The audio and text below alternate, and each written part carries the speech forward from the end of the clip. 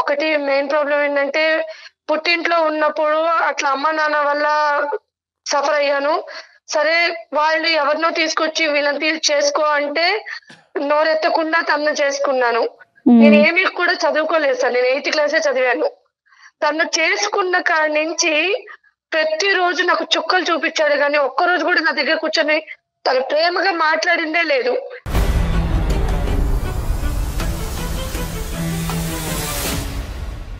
పైగా అనుమానం, కొడతారు, తను ఇష్టం వచ్చినట్టు చేస్తారు. ఏం చేస్తుంటాడమ్మా ఆయన? తను జాబ్ చేస్తారు మేడం, సాఫ్ట్వేర్. పిల్లలు ఉన్నారా? 2 పిల్లలు మేడం. Okay okay. ఏమన్నా అలవాట్లు ఉన్నాయమ్మా? అలవాట్లు అంటే అన్నీ ఉన్నాయి మేడం. ఏంటమ్మా అంటే వివరించమ్మా, అలవాట్లు అంటే ఎటువంటి అలవాట్లు? అలవాటు తర్వాత మీ మీద ఈ హింస, ఈ వైలెన్సా, లేదంటే అలవాట్లు లేనప్పుడు కూడా హింస? అలవాట్లు అంటూ తాగుడు పోతోనైనా భరించొచ్చేమో గానీ తిరిగిపోతోళ్ళని అయితే భరించలేదు సార్ ఎవరు కూడా.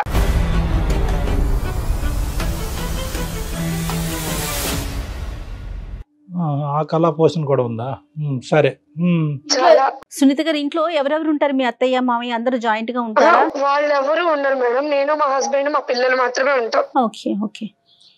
రైట్ అమ్మా. కాదమ్మా, అంటే హింస అంటే ఏంటమ్మా? ఊరికి ఏదో ఒక కారణం చూపెట్టి నీలో ఇది ఉంది ఇది లేదు, ఈ వంట బాగుంది బాగాలేదనే ఉద్దేశంతో అంటాడా, లేదంటే ఏ కారణం లేకపోయినా కూడా హెరాస్ చేసేటటువంటి మేల్ షవరిజమా? అంటే ఎలా ఉంటదంటే ఆ టార్చరు, ఒక చోట కూర్చొనివాడు, ఒక చోట నిలబడినివ్వడు, గుడికి వెళ్ళినా డౌటే, బడికి వెళ్ళినా డౌటే అన్నట్టుగా ప్రతిరోజు ఎవరైనా ఉన్నారా నీకు, ఎవరికన్నా వెళ్ళావా, ఇప్పుడు దాకా ఎక్కడికి వెళ్ళావు, స్కూల్కి వెళ్ళి పిల్లల్ని తీసుకొచ్చేటప్పుడు కూడా ఇప్పుడు దాకా నువ్వు ఇంట్లో లేవు, నాకు ఎవరో ఒకరు చెప్తా ఉంటారు ఎక్కడికి వెళ్ళావు అని అడుగుతాడు. ఏం మాట్లాడుతున్నారండి మీరు అంటే ఇంకా దాని వల్ల ఇంకా మాటకు మాట ఇంకా సాగదీస్తానే ఉంటాడు. అదొకటి పక్కన పెడితే ఒక రిలేషన్షిప్ అనేది చూడడు, ఒక వావి వరుసలు లేకుండానే పోతాడు. అంటే ఒక చెల్లి ఒక తల్లి అలాంటి రిలేషన్ లేవు తన దగ్గర.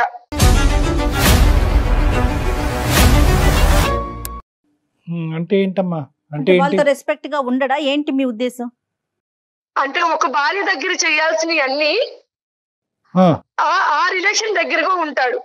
వాళ్ళు అంటే ఒక చెల్లి కావచ్చు, ఒక అత్త కావచ్చు, ఒక అక్క కావచ్చు, ఆ రిలేషన్ దగ్గర కూడా తను వెళ్తుంటాడు. అది కూడా ఎలా వెళ్తాడంటే నా కళ్ళ ముందే నా ఇంటికే తీసుకొచ్చి నువ్వు చూడు అంటాడు అనమాట.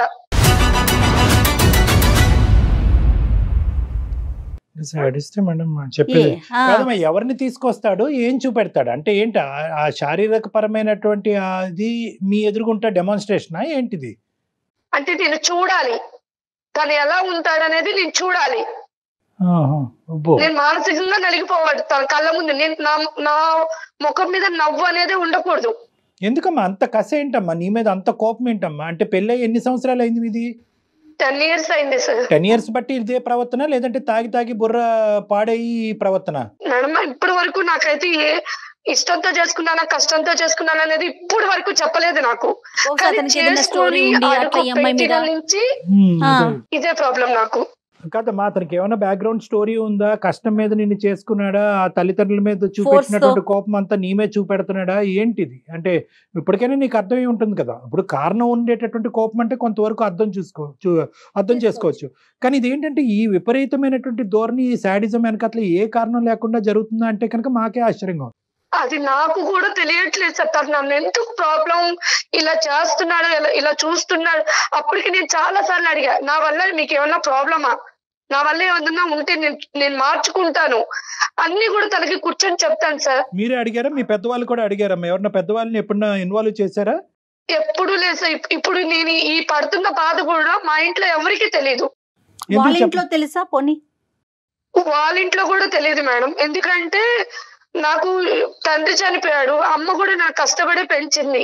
ఇప్పుడు నేను ఇక్కడ పడుతున్న బాధలు నేను వెళ్ళి చెప్పాను అనుకోండి, ఇప్పుడు నా వల్ల నేను పడిందే కాకుండా మా అమ్మ వాళ్ళు కూడా పడతారన్న ఒక భయంతో ఇంతవరకు నేను ఏదే చెప్పలేదు. మరి అయినా కానీ పడుతూ ఎందుకున్నారమ్మా? అందరూ ఆడవాళ్ళు చెప్పే మాట అదేనా? పిల్లల గురించి అండి, వాళ్ళ భవిష్యత్తు గురించి అండి, వాళ్ళకి అమ్మ నాన్న కావాలి అని అంటారు, అదేనా? అంతే సార్, పిల్లల కోసమే భరిస్తున్నాను. ఎంతకాలం భరిద్దాం అనుకున్నారు? ఇంకా శాడిజం చూపెట్టి రేపొద్దున ఏ పేకో ఒక చెయ్యో తీసేయచ్చు. అప్పుడు అది నాకు అర్థం కాకే మిమ్మల్ని కన్సల్ట్ చేశాను సార్. సరే, ఈ ఆడవాళ్ళు అనేటటువంటి మొదటి నుంచి ఉందమ్మా ఈ వ్యసనం అనేది? అంతకు ముందు ఎలా ఉన్నాను నాకు తెలుసు సార్. ఈ సంవత్సరాల నుంచి అదే చెప్పాను కదా. ఇప్పుడు నేను అతనికి భారీ స్థానంలో ఉన్నాను. మిగతా వాళ్ళు ఒక అక్క, ఒక పిన్ని, ఒక రిలేషన్ అంటే ఆ రిలేషన్ దగ్గరికి తను వెళ్తే నేను ఏ రిలేషన్ లో తనతో కాపురం చేయాలి?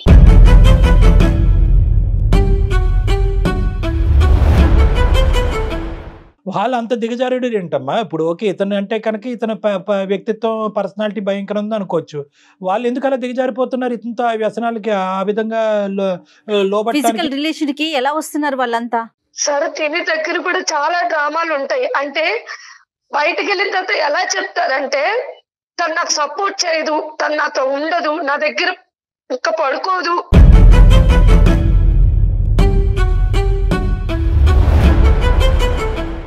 నేను ఎలా ఉండాలి, మీరైనా నన్ను అర్థం చేసుకుంటారేమో, అందుకే మిమ్మల్ని నేను కోరుకుంటున్నానని వాళ్ళ దగ్గర చెప్పడం.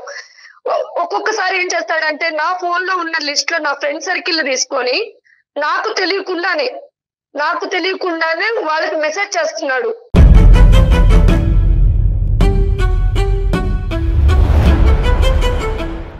ఇలా సునీత నాతో అడ్జస్ట్ అవ్వదు, సునీత నా దగ్గరికి రావట్లేదు, సరేనా, నా ప్రాబ్లం ఇది, నేను ఎవరికి చెప్పుకోవాలి అర్థం కాక మీతో చెప్పుకుంటున్నాను, అలా వాళ్ళకి చెప్పి వాళ్ళని వశపరుచుకుంటున్నాడు.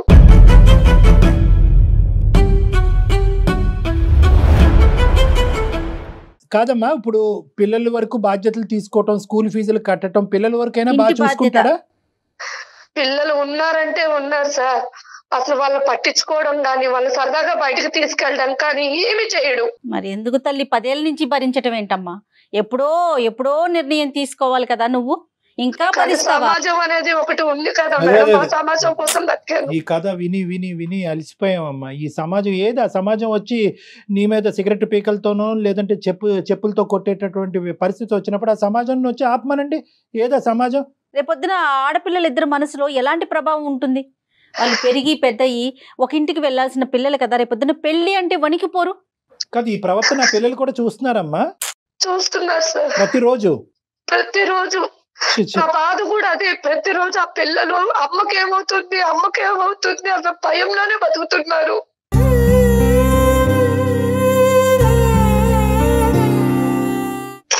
నేను చైల్డ్హుడ్ లో ఎలా అయితే నలిగిపోయాను, ఇప్పుడు నా పిల్లలు కూడా అలాగే నలిగిపోతున్నారు.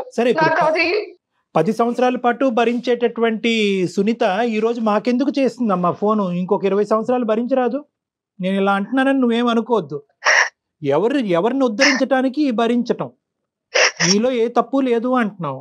అతను చూపెట్టినటువంటి హింస యాంగిల్ ఏది లేదండి, అన్ని రకాల హింస చూపెట్టాడు అని అంటున్నావు. పిల్లలకు కూడా అది చూస్తున్నారు పిల్లలు. అందులో ఏంటంటే అన్నిటికంటే భయంకరమైనటువంటి అంశం ఏంటంటే ఒక శారీరక పరమైనటువంటి సంబంధానికి వావి వరుసలు అవసరం లేదు అనేటటువంటి ఒక రాంగ్ ఎగ్జాంపుల్ ఆడపిల్లలకు చూపెడుతున్నాడు. అమ్మ, ఇది ఏం చేయాలమ్మా? 5 నిమిషాలు వింటేనే మాకు అసహ్యం కలుగుతోంది. ఆ పిల్లలు ఏమనుకుంటారమ్మా? ఆంటీ ఎందుకమ్మా ఆ రూమ్ లోకి వెళ్ళింది, నాన్న ఎందుకమ్మా అక్కడ పడుకున్నాడు, ఇవన్నీ రావు రేపొద్దున.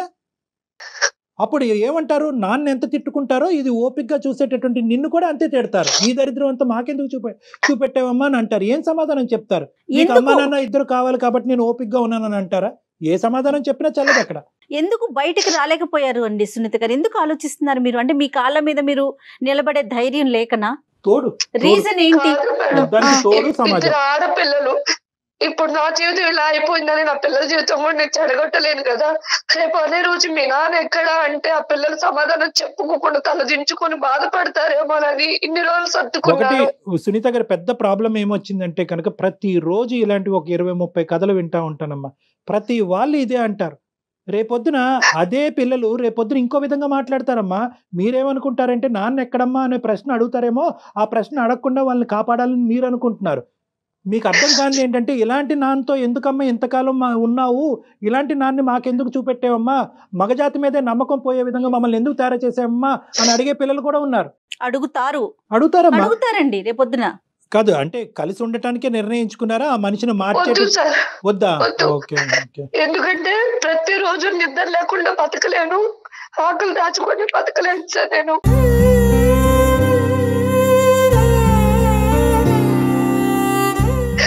ఎందుకంటే నేను నిద్రపోతున్నానని అతను అనుకుంటాడు, కానీ నేను మేలుకొని అన్ని నా కళ్ళతో నేను చూసినప్పుడు నా గుండె ఎన్నిసార్లు బతలేదు అది అనుభవించింది నాకు మాత్రమే తెలుసు.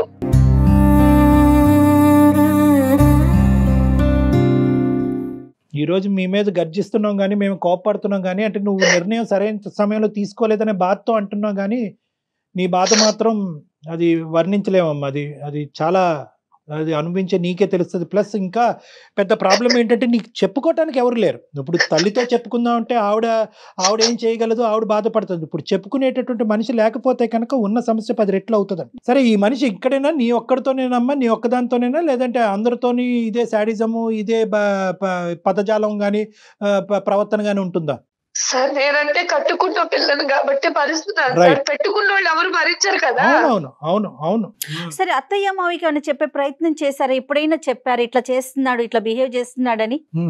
వాళ్ళ దృష్టికి ఏమైనా తీసుకెళ్లారా? నువ్వు వాళ్ళ దగ్గరికి వెళ్ళినా నేను ఒప్పుకోను. అదేలే, మా అమ్మ ఏం చెప్తే నువ్వు అదే వినాలి. నీ బాధ చెప్పు చేతుల్లోనే నీ ఉండాలి. బాధను కూడా ఎవరికి చెప్పుకోకూడదు. నేను ఎలాగే ఉంటాను, నువ్వు బాధను అనుభవిస్తూనే ఉండాలి. ఎవరి దగ్గర నీ బాధను కక్కకూడదు. ఎవరు నీకు సహాయపడటానికి రాకూడదు. ఎంత అన్యాయం కదా కళ్యాణ్ గారు. అది అన్యాయం. ఈవిడేమంటారు? ఇది అమాయకత్వం అంటారా, మూర్ఖత్వం అంటారా, ఏమంటారు? సరేనమ్మా, ఇప్పుడు మమ్మల్ని ఏం చేయమంటావు చెప్పు. నిర్ణయం అయితే తీసుకున్నానని అంటున్నావు. ఇందులో నాకు నిద్రలేని రాత్రులు, పిల్లలకి దరిద్రం ఇంక నేను చూపెట్టకూడదు అనేటటువంటి ఆలోచనలో నువ్వు వచ్చావు. మరి మా పాత్ర ఏంటి ఈ రోజు? ఎందుకు మాకు ఈమెయిల్ పంపించారు? నాకు అతను వద్దు సార్, నేను చదువుకోపోయినా 4 ఏళ్ళలో పని చేసుకున్నా నా పిల్లలు బతికించుకుంటాను. లేట్ అయినా లేటెస్ట్ గా వచ్చింది. ఓకే, నాకు అతను వద్దు. ఓకే, నాకు అతని దగ్గర నుంచి నాకు విడాకులు కావాలి. దానికి ఒక అడ్వకేట్, మంచి అడ్వకేట్ ని చూసి మీకు మేము ఆ ఫోన్ నెంబర్ అది ఇస్తాం, దానికి సంబంధించి హెల్ప్ చేస్తాం. ఓకే, అందుకే మెయిల్ చేశాను మేడం. నాకు ఇంకెవరు లేరు కాబట్టి మీకు మెయిల్ చేశాను. మీరు చేస్తుంది కరెక్టో కాదో అనే ఒక కన్ఫ్యూజన్ లో ఏమన్నా ఉన్నారా? అదేమన్నా క్లారిటీ కోసం డాక్టర్ గారి సలహా తీసుకుందామని అనిపించిందా మీకు? అనిపించింది మేడం. రైట్. తను చెప్పలేకపోతుంది పాపం తన నిర్ణయం కరెక్టా కాదా అనేది తనకి. చాలా మంది ఆడవాళ్ళు మన దగ్గరకు వచ్చి సార్ ఈ రోజుతో నేను డిసైడెడ్ సార్, ఇంకా అతను వద్దు దండం పెడుతున్నాను అంటారు. కట్ చేస్తే కనుక మర్నాడు వచ్చి సరే సార్ అతనితో కంటిన్యూ అవుతానంట. సో ఇప్పటికీ కూడా మీరు ఏం నిర్ణయం తీసుకున్నారు అనేది ఇప్పటికీ కూడా మాకు క్లారిటీ లేదు, బహుశా మీకు క్లారిటీ లేదు. ఇప్పుడు మనం కాల్ చేసినా కూడా ఎత్తే స్థితిలో కూడా లేడు అనుకుంటున్నాను మేడం. నేను ఈ హింసాత్మకుడితో నేను ఉండకూడదనే నిర్ణయం తీసుకున్నా కాబట్టి ఫోన్ చేస్తే కనుక కొత్తగా వచ్చేటటువంటి ప్రాబ్లం ఏమీ లేదు. ఎత్తితే అదృష్టం. చూద్దాం, ఒకసారి ట్రై చేద్దాం. కలుపుతున్నాను sir. Right, okay. The person you're speaking with has put your call on hold. Please stay on the line. మీరు హలో, సుమన్ టీవీ వాళ్ళకి దాంట్లో అందమైన జీవితం ప్రోగ్రామ్ కి నేను మెయిల్ చేశాను. దాంట్లో డాక్టర్ కళ్యాణ్ చక్రవర్తి గారు సైకాట్రిస్ట్, అలాగే జయ మేడం గారు కూడా ఉన్నారు. నా వర్షన్ లో నేను అన్ని చెప్పుకున్నాను. వాళ్ళు మీతో మాట్లాడతారంట, ఒకసారి మాట్లాడండి. ఏం మాట్లాడతారంట? ఏం మాట్లాడతారు వింటేను కదా తెలుస్తుంది. నువ్వు ఎందుకు వెళ్ళావు ప్రోగ్రామ్? ఎందుకు వెళ్ళావు? నా కోసం నీకు తెలుసు కదా. పిచ్చి పిచ్చి వేషాలు వేస్తున్నా ఏంటి? ఇప్పుడు నాతో వాదించమని నేను అడగలేదు, నన్ను తిట్టమని నేను అడగట్లేదు. ఒకసారి వాళ్ళతో మాట్లాడమంటున్నాను. నువ్వు ప్రోగ్రామ్ ఎందుకు వెళ్ళావు అన్నా నేను ఫస్ట్. ఆవిడ రాలేదు. ఏం పేరమ్మా? అతని పేరేంటమ్మా? నమస్తే బాబు, నీ పేరు అడగలేదు. నీ పేరేంటన్నా? రమేష్ అండి. రమేష్, నమస్తే అమ్మా. తర్వాత ఇంకా చాలా నమస్తేలు పెడతాం. మీరేం కంగారు పడకండి. ఆవిడేమి మాకు ఫిజికల్ గా మన ఆఫీస్ కి రాలేదు. మీరెవరో కనిపించరు, ఆవిడ కనిపించదు. జస్ట్ మీ ఇద్దరి మధ్య జరుగుతున్న ఒక ఇష్యూని మా దాకా షేర్ చేసింది. తనకి ఏమి పాలుపోక, ఎవరికి చెప్పుకోవాలో తెలియక దిక్కులేని పరిస్థితుల్లో ఉండి. ఇంట్లో ప్రాబ్లం కదా, మా పర్సనల్ ప్రాబ్లం తీసుకొచ్చి ఇప్పుడు టీవీ ప్రోగ్రామ్ చేయడం ఏంటండి? అసహ్యంగా. పర్సనల్ ప్రాబ్లమే కాదనట్లేదు, అది పర్సనల్ గా తేలట్లేదు కదా. ఇక పర్సనల్ ప్రాబ్లం దాటి అది ఎప్పుడో పబ్లిక్ అయింది. పబ్లిక్ అవటము, నేరాల పరిధులు దాటటము చాలా దాటేసిందండి. పర్సనల్ ప్రాబ్లం అంటే కనుక ఆవిడ బియ్యం తెమ్మంటే మీరు పప్పు తేవటం అనేది పర్సనల్ ప్రాబ్లం. ఇది అది కాదు కదా. ఆవిడ 10 సంవత్సరాల పాటు భయంకరమైనటువంటి హింసకు గురయ్యి ఎవరితో చెప్పుకోలేక ఒక బానిసలాగా ఒక భయంకరమైనటువంటి స్థితిలో 2 ఆడపిల్లలు పెట్టుకుని అక్కడ బతుకుతుంది. ఆవిడ చెప్పినటువంటి వర్జన్ కరెక్టా రాంగా అనేటటువంటిది ఫైనల్గా ఒకసారి తేల్చుకునేటటువంటి ఉద్దేశంతో చాలా మర్యాదపూర్వకంగా మిమ్మల్ని గౌరవిస్తూ రమేష్ గారు మీ వర్జన్ ఏంటో చెప్పండి అని రిక్వెస్ట్ చేస్తున్నాం. అసలు ఏం జరుగుతుంది ఇక్కడ చెప్పుకోవడానికి ఆవిడ తల్లి లేదు, ఎవరూ లేరు.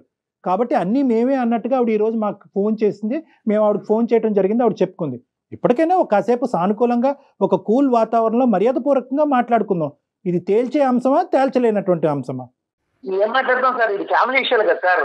ఇలా వీధిని ఎక్కడ అనేది కరెక్ట్ కాదు కదా. అలా కాదు, వీధి ఎక్కలేదండి, ఇది వీధి కాదు. సారీ, మీరు ఆ మాట అంటే కనుక నేను ఖండిస్తాను. మీ భార్యకి మీకు ఇప్పటి వరకు ఎవరు మీ భార్యకి ఒక సలహా ఇచ్చేవాళ్ళు లేక ఆవిడ 10 సంవత్సరాల పాటు నరకాన్ని అనిపించింది. మీకు బుద్ధి చెప్పేటటువంటి వాళ్ళు ఎవరు లేక మీరు ఇలా విర్రవీగిపోతున్నారు. మీరు కొట్టడం వాస్తవా? వేరే స్త్రీలను తీసుకొచ్చి ఇంట్లో కొనకటం అనేది వాస్తవా? మీరు తాగి తందనాలు ఆడటం అనేది వాస్తవా కాదా చెప్పండి, బాధ్యతలు తీసుకోకుండా. ఈ 4 అంశాల మీద మీ వివరణ ఏంటో చెప్పండి. అవును సార్, చేసిన మాట నిజమేనండి. తప్పే ఉంది సార్. ఏంటి అది నాకు నా లైఫ్ స్టైల్ ఎలా ఉంటది, నాకు నచ్చింది, నేను అలాగే ఉన్నాను. కుక్క అండి ఆవిడేమన్నా కొట్టడానికి? కుక్కను కొడితేనే చంపేస్తున్నారు ఈ రోజుల్లో. కుక్క ఆవిడ, ఎందుకు కొడతారు ఆవిడ? ఏమో సార్, మా ఇళ్లలో ఫస్ట్ నుంచి మా పరిస్థితి ఇలాగే ఉంటుంది సార్. ఆడవాళ్ళు చనిపోయాం మేము అసలు.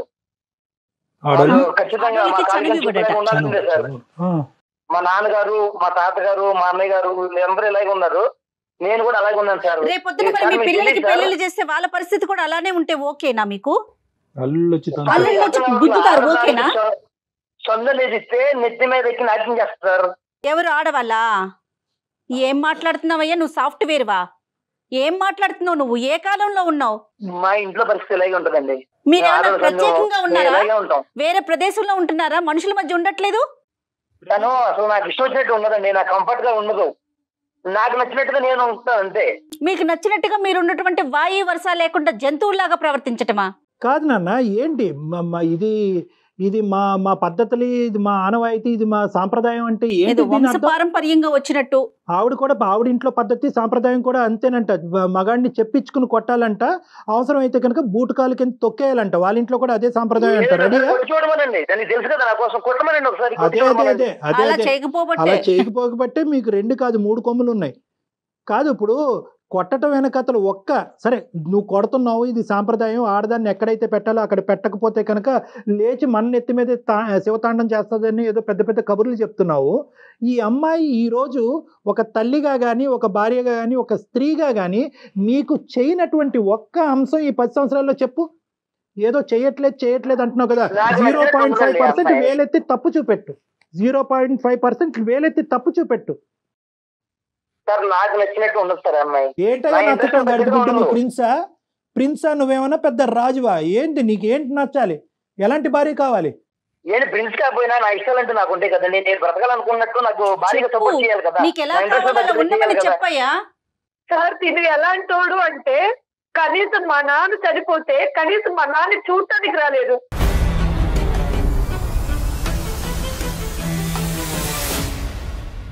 కనీసం ఎవరైనా మా నాన్నకి ఏమైనా దహనం చేస్తాడంటే అది కూడా చేపించలేదు. నా చేతులతో ఒక ఆడపిల్లగా నేను చేశాను దహనం మా నాన్నకి.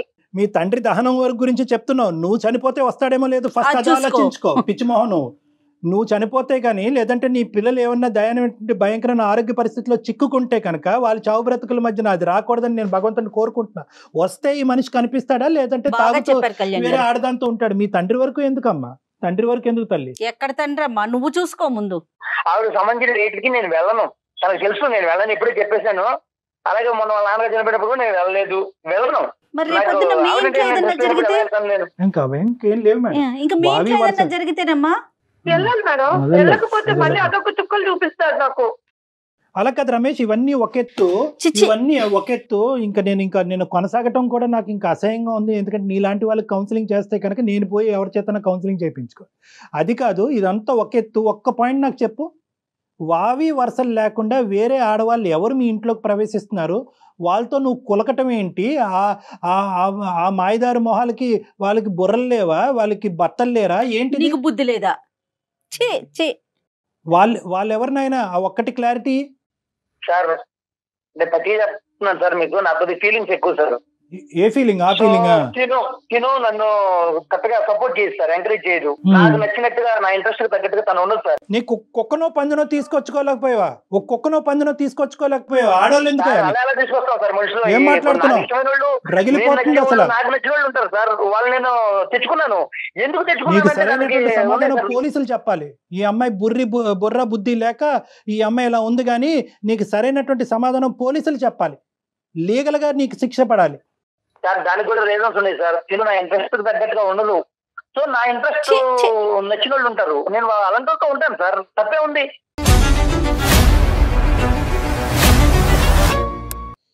ఏమ్మా ఇప్పుడు అతనితో మాట్లాడి అతనితో మేము కూర్చుని కౌన్సిలింగ్లు చేసి అతన్ని దేవుణ్ణి చేసి మీ ఇంట్లో మీ గూట్లో మళ్ళీ పెడతాం అనేటటువంటి ఆలోచనతో నువ్వు మాకు చేసి ఉంటే కనుక బహుశా అది బూడిదపాలే. నువ్వు ఇప్పుడు నీకు వద్దు అనుకుంటున్నావా? నీ నిర్ణయం 210% కరెక్ట్ అమ్మా. వద్దు అనుకుని మామూలుగా వదిలేయకూడదమ్మా.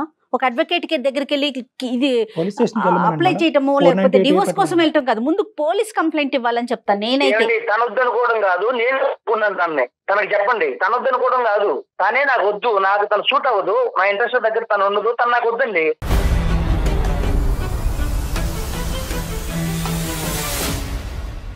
ఇలా మెంటల్ది పిచ్చిదాన్ని చేయకముందే వద్దు అనుకుంటే కనుక ఆవిడ దారే ఆవిడ చూసుకున్న పిల్లలతో బతుకుండేది కదయ్యా. ఆవిడే వద్దా, పిల్లలు కూడా వద్దా? నువ్వేం తండ్రి అయ్యా? వాయు వరుస లేకుండా పోతే నేను చెప్పుకోలేని రోగాలు వస్తాయి, జాగ్రత్త. సమాజంలో మగవాళ్ళకు ఉన్న కొద్దిపాటి పరువు కూడా నీలాంటి వాళ్ళ వల్లే నాశనం అవుతుంది. ఏం మాట్లాడుతున్నావు? పిల్లలు కూడా వద్దా? నువ్వు కని పెంచినటువంటి 2 ఆడపిల్లలు కావాలా? వాళ్ళు కూడా వద్దా? నాకు పిల్లలు చూసుకున్నంత టైం ఉండదు, నాకు కుదరదు.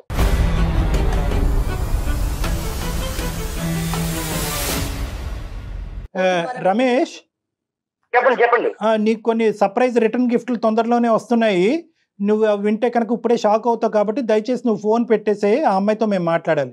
బాయ్ నాన్న. ఏం పర్లేదు సార్, నేను చూసుకుంటాను.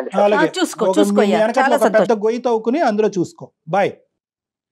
సరే అండి. అమ్మ పెట్టాడమ్మా అతను ఫోను. సరే, ఇంకో సునీత, నీ ఓపికి శతకోటి వందనాలే తల్లి. 10 ఏళ్ళ భరించేది ఇలాంటి మృగంతోనా? ఇప్పుడు తనకి ఏం చేయమంటారు? మీ సలహా ఏం చెప్తారు? లేదమ్మా, ఇప్పుడు ఇది మన పర్వ్యూలో లేదమ్మా. ఇప్పుడైనా కూడా నీ స్ట్రెంగ్త్ ని బిల్డప్ చేసుకో, నీ కాన్ఫిడెన్స్ ని బిల్డప్ చేసుకో. నువ్వు ఒక రాణి లక్ష్మీబాయి లాగా పోరాడవలసినటువంటి సమయం ఆసన్నమైంది. ఇప్పుడు పోరాడిపోతే ఎప్పటికీ నువ్వు పోరాడలేవు. నీ హక్కుల గురించి, నీ రైట్స్ గురించి నువ్వు పోరాడు. కేవలం డివోర్స్ పేపర్ మీద ఒక సంతకం పెట్టేసి పంపించద్దు. ఎందుకంటే అదే నాటకంతో అతను ఏమంటున్నాడు, తనిచ్చేది ఏంటి, నేనే ఇస్తానంటున్నాడు. అంటే నిన్ను ఎంకరేజ్ చేస్తున్నాడు. సింపుల్గా నువ్వు సంతకం పెడితే అతను సంతకం పెట్టేసి డివోర్స్ అవుతాయి. నో, ఇవి ఏవైతే కనుక లీగల్గా అతని మీద సెక్షన్స్ పడాలో ఆ సెక్షన్స్ అన్ని శిక్ష పడాలి. అతనికి బుద్ధి రావాలి, అతని నాలుక అతను ఖర్చుకోవాలి, జైల్లో కూర్చోవాలి. ఇవన్నీ కూడా ఉంటాయి. నెంబర్ 1 ఏంటంటే అంత ఈజీగా అతను ఆడపిల్లలు ఉన్నారు కదా కళ్యాణ్ గారు, అది భయపడుతున్నట్లుంది తను. ఏం భయం లేవమ్మా, ఏం భయం లేదు. వాస్తవానికి ఏంటంటే కనుక నువ్వు నా మాట విను. నువ్వు నీ దగ్గరలో ఉండేటటువంటి షీ టీమ్స్ కానీ పోలీస్ స్టేషన్ కానీ వెళ్ళి ఎఫ్ఐఆర్ రిజిస్టర్ అయ్యేటట్టు చూడు. ఆ తర్వాత కోర్టులో కూడా నువ్వేంటంటే నీ పిల్లలకు కావాల్సినటువంటి మెయింటెనెన్స్, నీకు కావాల్సినటువంటి ఏలంని, ఆర్థికంగా నువ్వు చదువుకోలేదు కాబట్టి, నువ్వు ఉద్యోగం చేసుకోవట్లేదు కాబట్టి నీకు కావాల్సినటువంటి మెయింటెనెన్స్, ఇవన్నీ లీగల్ టర్మ్స్ అనుకోండి. ఇవన్నీ నేను మాట్లాడను. అవన్నీ కూడా ఒక లాయర్ మనకున్న చాలా మంది గెస్ట్లు ఉన్నారు, అడ్వకేట్స్. Very good. సో నేను ఒక్కసారి వాళ్ళతో తనతో మాట్లాడేస్తాను సునీత. షూర్. అమ్మాయికి కావాల్సినటువంటి అవుట్ రైట్ సపోర్ట్ నీకు మా సైడ్ నుంచి ఉంటుందమ్మా. ఇక ముందు ఎవరు లేరు అనేటటువంటి భావంతో నువ్వు ఉండద్దు. సుమన్ టీవీ యాజమాన్యం అవనండి, జయ గారు కానీ అవనండి, ఎవరైనా కూడా మీ అందరం మీ తోడుంటామో. నీకు ఏ సమయంలో ఉన్నా, ఎంత అవసరం ఉన్నా కూడా మాది ఒక కాంటాక్ట్ నెంబర్ ఇస్తాము. ఆ కాంటాక్ట్ నెంబర్ కాల్ చేయండి. నీకు సరైనటువంటి దిశ మేము చూపెడతాం. ఇది మా సైడ్ నుంచి ప్రామిస్. 100%. కానీ మీరు కోర్టుకు వెళ్ళి, స్టేషన్ కి వెళ్ళి అతని మీద కేసు పెట్టకుండా ఎట్టి పరిస్థితుల్లో ఇంటికి వెళ్ళకండి. కాదండి, ఇంటికి వెళ్ళకూడదు కదా కళ్యాణ్ గారు. నీకు కావాలంటే కనుక పోలీస్ స్టేషన్ కి వెళ్తే కనుక ఇతని దగ్గర నుంచి నాకు ఈ థ్రెట్ ఉంది, ఇంతకాలం నేను ఇంత హింసపడ్డాను, ఈ నిర్ణయం తీసుకుంటున్నాను కాబట్టి అతని కక్ష ఇంకా ఎక్కువయ్యి నన్ను చంపేటటువంటి ప్రయత్నం చేస్తాడు కాబట్టి నాకు పోలీసు వారి చేత రక్షణ కావాలి అని చెప్పి కూడా నువ్వు పెట్టుకోవచ్చమ్మా. రైట్, కరెక్ట్ అండి. చాలా ధైర్యంగా ఉండు తల్లి. నేను మన ఈ ప్రోగ్రామ్ అయిపోయిన తర్వాత ఒక అడ్వకేట్ తో నేను మాట్లాడి వాళ్ళ నెంబర్ నీకు నేను పాస్ ఆన్ చేస్తాను. వాళ్ళతో ఒకసారి నీ ప్రాబ్లమ్ ఇంకా క్లియర్ గా, ఇప్పుడు ఎందుకంటే నువ్వు కెమెరా ఫోన్ లో మా అందరి మధ్యలో నువ్వు చెప్పలేకపోతున్నావేమో, బహుశా నీకున్న ప్రతి సమస్యని వాళ్ళతో వివరించు. దాన్ని బట్టి నెక్స్ట్ ఏం చేద్దాం అనేది ఆలోచిద్దాం. కానీ ధైర్యంగా ఉండు, దాన్ని మాత్రం కోల్పోవద్దు. తప్పకుండా ఓకే అమ్మా. ఆల్ ద బెస్ట్ అమ్మా, God bless you, all the best. Right అండి, thank you so much doctor రైట్ గారు. జయ. నమస్తే. సుమన్ టీవీలో మీ పర్సనల్ అండ్ బిజినెస్ ప్రమోషన్స్ కోసం కింది నెంబర్కి కాంటాక్ట్ చేయండి.